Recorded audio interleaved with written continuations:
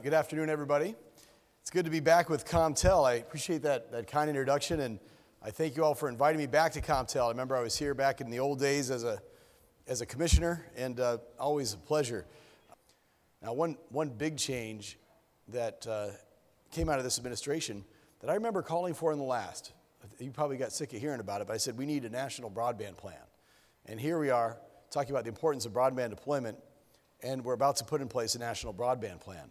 Competition and innovation are really the twin engines of our economy, and your industry understands that as well as any. The significance of creating choices, the importance of thinking about another way of doing things.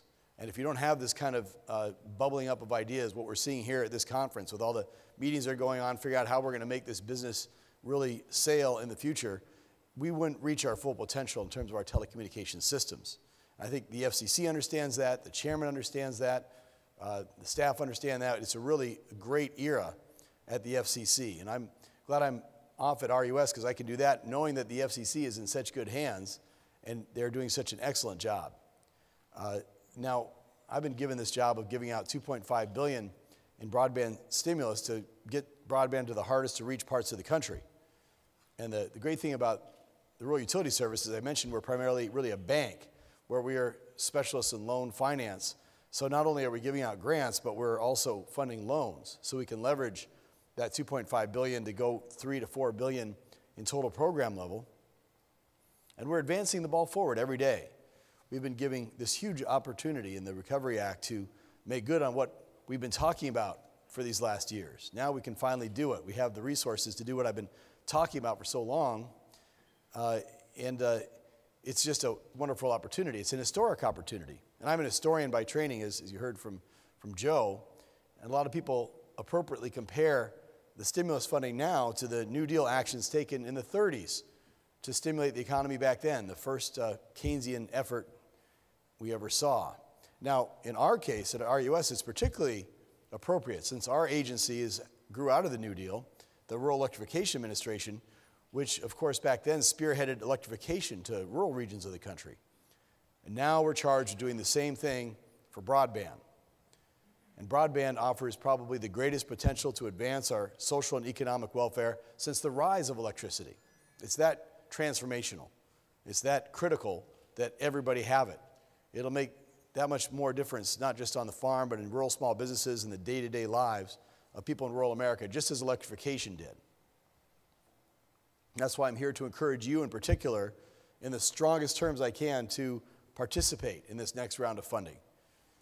And I certainly believe, as the president does, that getting this going, rural broadband deployment is a key to jumpstart the rural economy.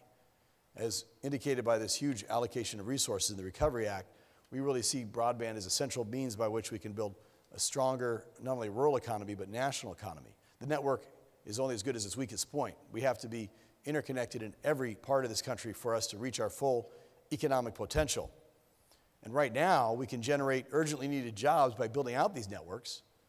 But in the long term, these networks will form the pathways for future economic growth. It'll help us develop an adaptive, educated workforce, better health care, better education, better cultural opportunities, and really a better quality of life. Our U.S. last mile projects will directly connect to homes and businesses, including critical community facilities like libraries and hospitals, healthcare institutions, educational institutions, public safety. And when it comes to middle mile projects, we're going to focus solely on those applications coming from current RUS borrowers and grantees, and NTIA will handle the rest. And we've modified our standards for eligible service areas. So any rural area of which at least 50% of the premises lack access to broadband at 5 megabits per second combined upstream and downstream can be considered eligible. I think 5 megabits is a good place to start. You know, it could be four down and 1 up. That is what you really need these days, I think, for having an effective broadband connection that you can do so many of the important things like video teleconferencing and so many other applications that we think are important for businesses, for rural economic development.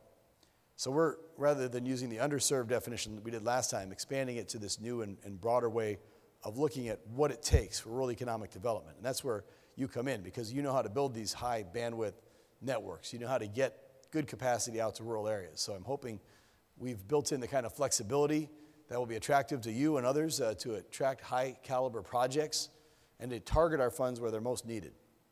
It's great to be able to share with you what we're doing, and I hope you're able to participate with us, and some of you will get involved, and even if you don't, you'll be able to benefit from some of these new networks that we're going to create.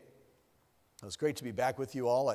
We look forward to really partnering with you to get broadband out to every corner of this nation, and I just wanted to take this time to thank you for all that you do for your communities, to thank you for all that you do for competition, which I believe in so deeply. And thank you for all you do for innovation, which is what's driving this economy. And of course, to thank you for all the help and support that you've given me over the years in this position and my previous ones. It's great to be back with you here at CompTel.